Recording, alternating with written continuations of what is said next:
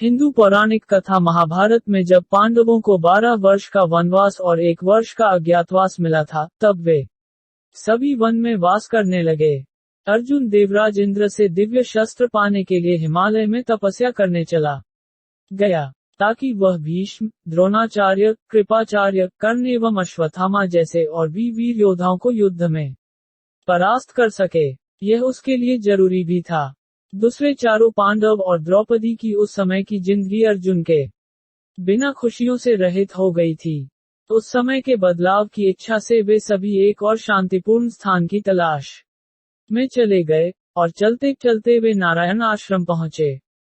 उन्होंने यह निश्चय किया कि कुछ समय वे यहीं विश्राम करेंगे। फिर एक दिन उत्तर पूर्व दिशा से एक कमल का पुष्प द्रौपदी के पास उड़कर आया। वह पुष्प बहुत ही सुगंधित था। उसकी सुगंध से द्रौपदी उस कमल पुष्प पर मोहित हो गई। उसने भीम से इस तरह के और पुष्प लाने के लिए कहा। भीम द्रौपदी की इच्छा को पूरा करने के लिए उस कमल पुष्प की खोज में उस ओर चल दिए, जिस ओर से उस कमल पुष्प की सुगंध आ रही थी। पुष्प की खोज करते करते वे एक वन में पहुंचे। वन के द्वार में एक वानर लेटा हुआ था, जो कि भीम का रास्ता रोके हुए था। भीम ने उस वानर से कहा, हे वानर, रास्ते से हटो और मेरा रास्ता साफ करो। उस वानर ने भीम से कहा, मैं बहुत बुरा और कमजोर हो चुका हूँ। यदि तुम्हें जाना है तो मुझे लांघ कर चले जाओ। भीम ने नाराज होकर बदतमीजी से फिर उस वानर को हटने के लिए कहा, फिर भी वानर वहां से नहीं हटा। तब भीम ने कहा कि बूढ़े वानर, तुम नहीं जानते कि तुम किससे बात कर रहे हो। मैं कुरु दौड़ से एक क्षत्रिय हूँ। मैं माता कुंती का पुत्र हूँ और भगवान पवन मेरे पिता हैं। मैं भीम हूँ, प्रसिद्ध हनुमान का भाई। तो यदि तुम मेरा अपमान करते हो तो तुम्हें मेरा प्रकोप झेलना होगा। इसलिए तुम्हारे लिए बेहतर है कि तुम मेरा समय बर्बाद किए बिना यहाँ से उठो और दूसरे स्थान पर चले जाओ। तब वानर ने भीम से कहा, यदि तुम्हें इतनी जल्दी है तो तुम मेरी पूंछ को हटाकर निकल जाओ। भीम ने पूंछ हटाना शुरू किया, किंतु वानर को कोई असर नहीं हुआ। वानर ने भीम से पूछा कि हनुमान कौन है? मुझे उसके बारे में बताओ कि वह इतना महान क्यों है, उसने ऐसा क्या किया है?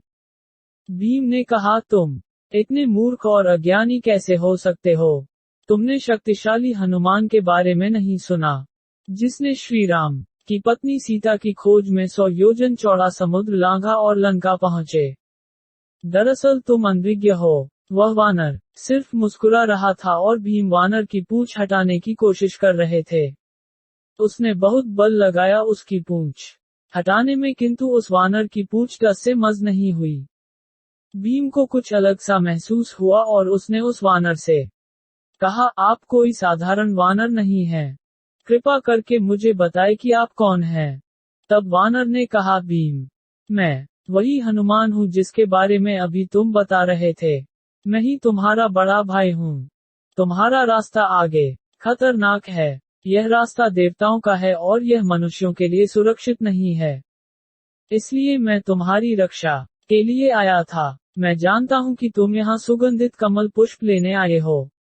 मैं तुम्हें वह तालाब दिखाऊंगा जहाँ वह पुष्प उगते हैं। तुम वहां से जितने चाहे पुष्प लेकर यहाँ से जा सकते हो। भीम बहुत खुश हुए और वे हनुमान जी के सामने झुककर उनसे अनुरोध करने लगे कि मैं आपका वह विशाल रूप देखना चाहता हूँ, जिससे आप 100 योजन चौड़ा समुद्र लांघ कर लंका की भूमि पर पहुंचे थे।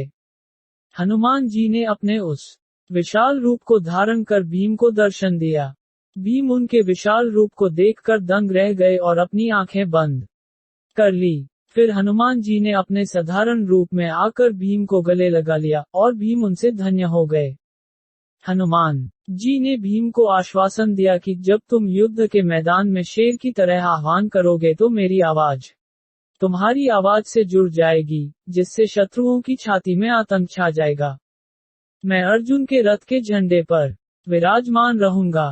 तुम्हारी ही विजयी होगी। हनुमान जी के गले लगाने से भीम की ताकत और बढ़ गई।